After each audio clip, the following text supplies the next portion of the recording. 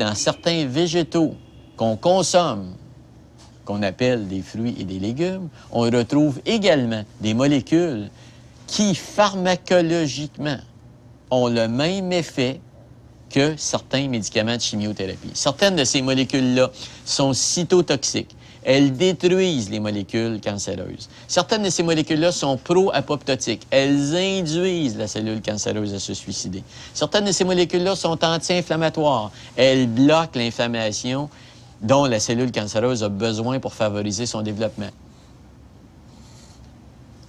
Donc, comment est-ce qu'on mesure le potentiel d'inhibition d'un aliment? Eh bien, on a dans des banques de tumeurs, des tumeurs humaines qu'on peut acheter. Et ça, c'est un cancer, un glioblastome, un cancer du cerveau, qu'on fait pousser pendant 24 ou 48 heures, puis on compte le nombre de cellules qui se sont divisées. Et là, on les expose à différents extraits d'aliments. Alors ici, on a de la cerise, on a des carottes, on voit qu'il n'y a pas beaucoup d'inhibition.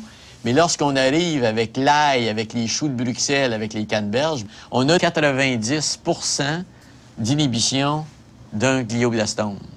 Lorsqu'on isole ces aliments-là, puis qu'on crée un cocktail de super aliments anticancéreux, puis qu'on prend une souris auquel on implante un cancer humain, ça, c'est une souris qui a été nourrie avec de la nourriture de souris. Si on prend la même souris, mais qu'on la traite par la bouche avec le cocktail des aliments les plus anti-cancer qu'on a trouvés dans ces tests-là in vitro, eh bien, on a des réductions de 90 % de la masse tumorale.